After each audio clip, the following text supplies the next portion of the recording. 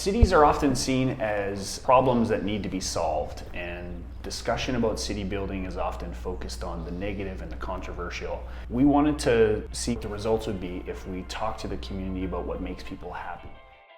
We decided to create this mapping system where people could tell us what's working. We created the maps the way we did as an exercise in minimalism. I wanted to provide as much space as possible for people writing on the maps to be able to be creative. So people filled out the maps in a lot of different ways. We had some very literal people, and other people took the opportunity to be a bit more creative. We have everything from giant feet walking around a very walkable downtown core to airplanes taking off from YYC.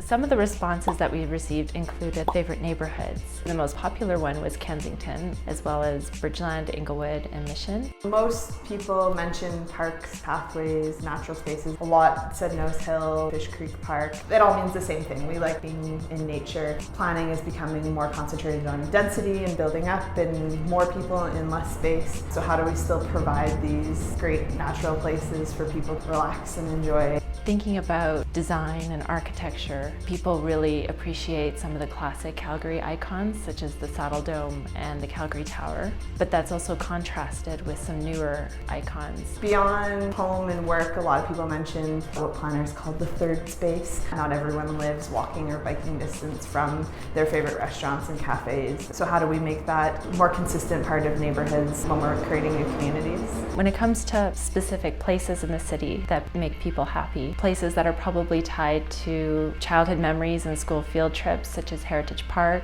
the zoo for Calgary, and that really emphasizes Calgarians' value for public institutions. The airport showed up. I never would have thought that the airport would register as a happy place. And the other one that wasn't surprising is the mountains. If two of the places that make people happy are places outside the city, then what kind of challenge does that pose for a place like Calgary? One of the other things that we didn't hear was a lot of the things that occupy a lot of our daily lives. So things like large commercial spaces. There was only one chain store, surprise, surprise, that was Tim Hortons. And we spend a lot of time and resource and space, according to what we heard from the community, don't necessarily make people happy.